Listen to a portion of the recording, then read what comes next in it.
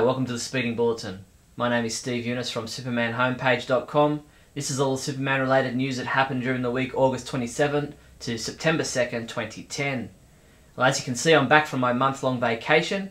I've taken over the Bailey Planet segment at the end of this Speeding Bulletin video to give you a look at some of the things I did and some of the places I saw. But for now, let's get straight into the movie news.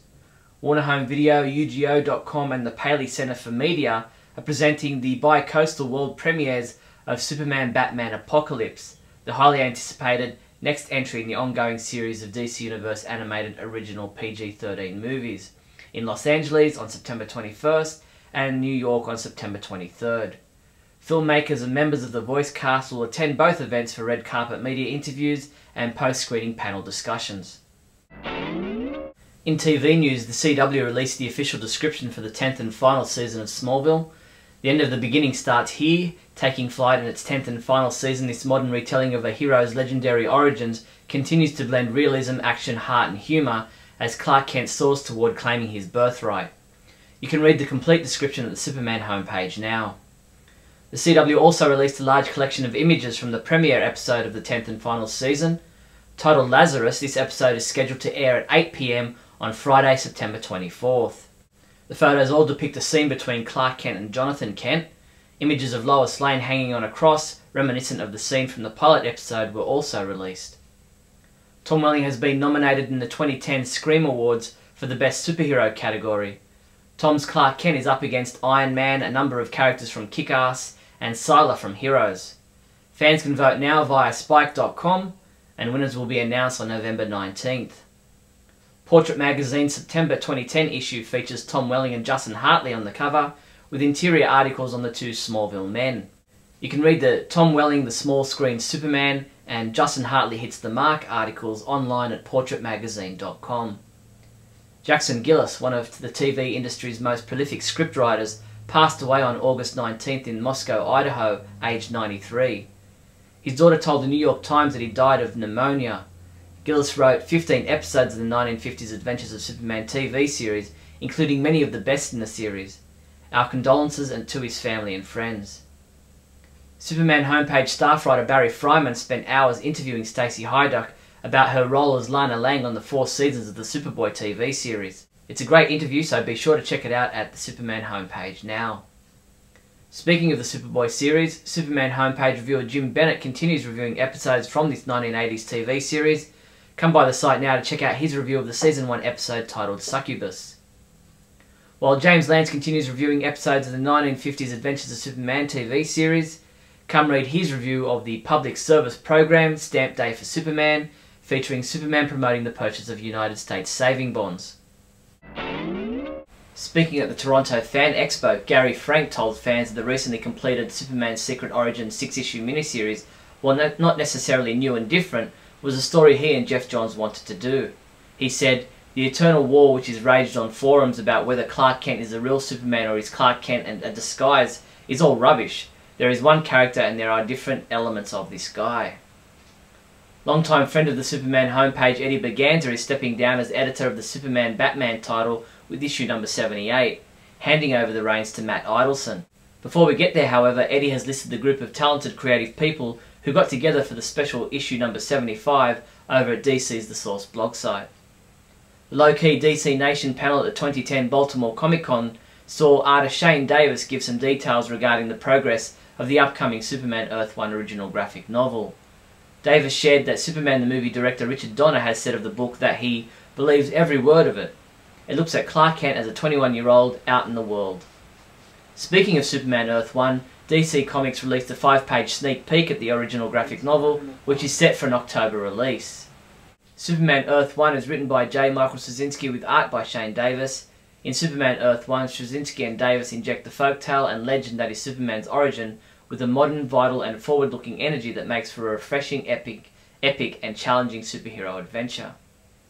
In the 1940s, comic books faced no bigger villain than Dr. Frederick Wertham, whose public outcry against comics, including Superman, saw many books banned from homes across America by concerned parents. Wertham's papers are now being made available to the public via the Library of Congress. In May this year, all 222 containers were open to public research access. The 64th episode of the From Crisis to Crisis podcast is now available to listen to.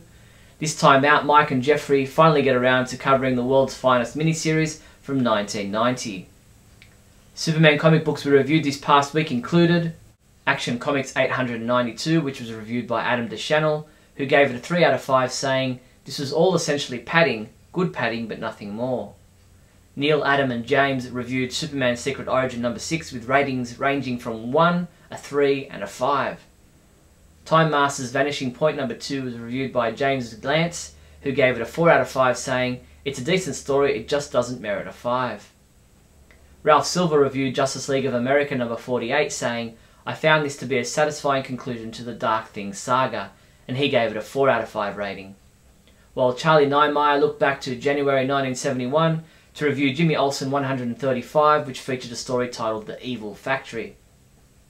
Superman comics shipping this week from September 1st include Superman The Last Family of Krypton number 2 and Tiny Titans Volume 4 The First Rule of Pet Club trade paperback. DC Comics announced the upcoming release of an audio CD titled The Music of DC Comics 75th Anniversary Collection. DC has produced a number of amazing books, television series, cartoons and more over the last 75 years. Now for the first time, all the essential sounds and songs from these shows are being collected in one place. The collection hits stores later this year. Hot Toys have unveiled a teaser for a new upcoming Superman the Movie Christopher Reeve action figure to be released later this year or early next year. We'll let you know more when we know more. Episode 68 of Radio KAL, the monthly podcast of the Superman homepage, is now available online. In this month's podcast, Neal and I discuss the death of Tom Mankiewicz, Smallville Season 10, Secret Origin, the story of DC Comics, Superman Shazam, the return of Black Adam, Superman and Action Comics, Superman Secret Origin number 6 and more. Scott Cranford, the man who was the official town Superman for the Metropolis, Illinois Superman celebration for 7 years, has put together Heroic Ambition, a DVD documentary about the Superman celebration and his experience playing Superman. The 55-minute documentary is expertly put together and includes many great interviews with everyone from the mayor of Metropolis through to the fans that attend the celebration. You can buy the DVD from heroicambition.com. The Superman homepage Super Trivia Quiz has been updated for another month. This time around, the 3 questions we're asking you are: who is voicing the character of Captain Marvel in the upcoming Superman Batman Apocalypse animated movie? What price did Jerry Siegel and Joe Shuster originally sell the rights to Superman for in 1938? And in modern Superman comics, the villain Simeon is usually teamed with which other villain? If you think you can answer all 3 questions, come by the site now to submit your entry. That's all the Superman news there was for the week August 27th to September 2nd. I'm Steve Younis from supermanhomepage.com.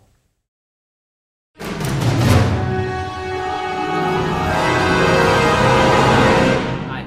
As I said at the beginning of this Speeding Bulletin video, I'm back from my month-long holiday. I went to Lebanon, the country where my parents were born and where the roots of my family tree originate. It was the first time I'd ever been there, and it was an amazing experience. Lebanon is a beautiful country rich with history, culture and breathtaking scenery. My family home is up in the mountains in north of Lebanon.